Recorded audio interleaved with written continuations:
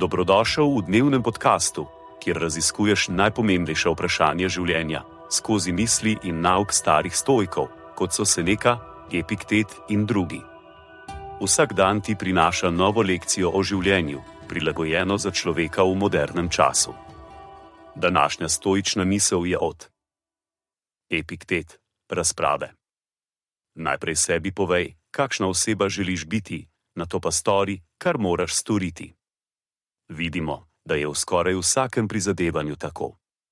Tisti, ki se ukvarjajo s športom, najprej izberejo šport, ki ga želijo, in nato opravljajo to delo.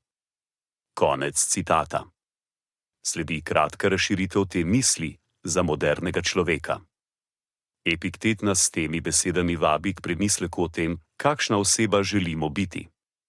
To ni le vprašanje poklicnih ali osebnih ciljev, temveč tudi osebnih vrednot, načel in značaja, ki jih želimo razviti.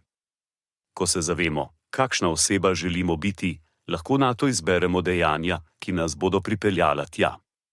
Tako kot športnik, ki izbere svoj šport in se potem posveti treningu, moramo tudi mi najprej opredeliti, kaj želimo doseči, in nato opraviti potrebno delo.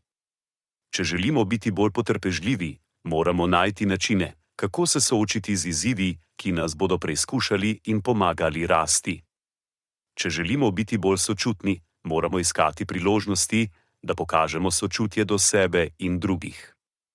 Ne gre za to, da bi bili popolni ali da bi se izognili napakam.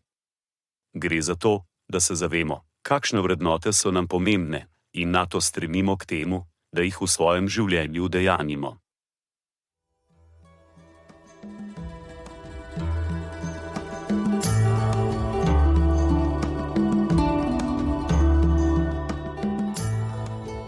Kot pravi Seneca, nič ne osrečuje toliko kot ljubeča in zvesta prijateljstva.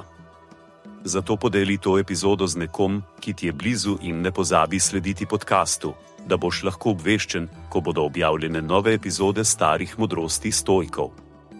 Želim ti polno preizkušenj in poguma v tem dnevu.